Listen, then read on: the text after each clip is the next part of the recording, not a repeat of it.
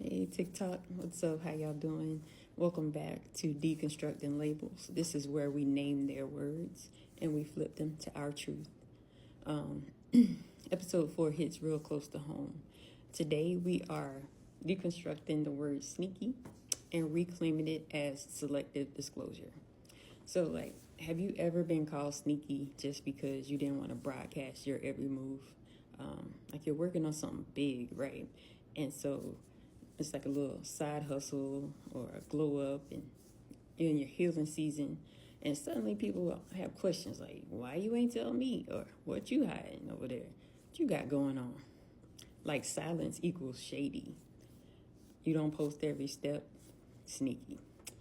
You don't run plans by certain people, oh, that's real sneaky. You level up in quiet, sneaky. I spent years oversharing just to dodge that label. I told certain family members my every move to the point where it became expected. My job interviews, my salary information, my romantic relationships, my hopes, my dreams, and the crazy part is nothing ever worked out. The moment I started sharing less and keeping the most important details to myself, my entire life opened up for the better. I stopped over explaining so no one could say I was being funny. And I let go of sharing half thought out plans just to prove I wasn't being sneaky.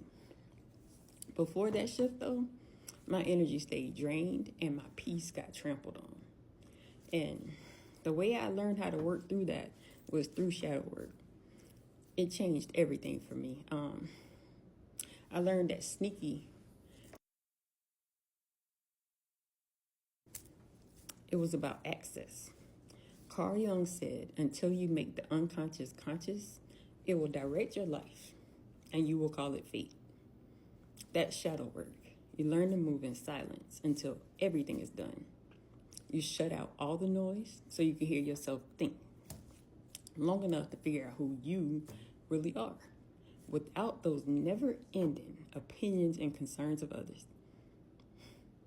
The best way to navigate this is to remember that honesty looks like living your life on purpose, while access looks like let me in on every single detail so I can weigh in.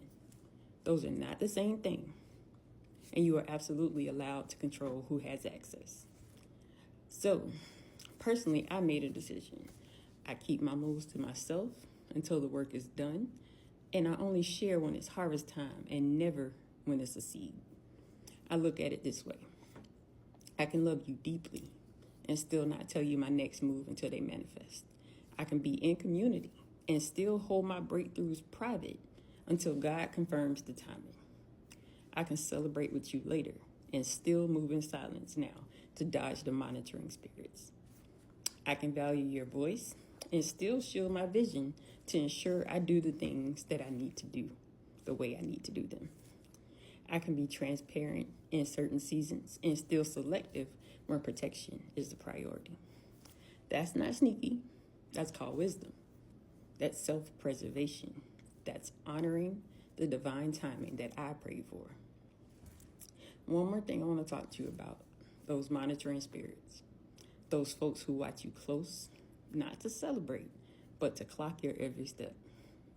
Jung also said people will do anything, no matter how absurd, to avoid facing their own souls.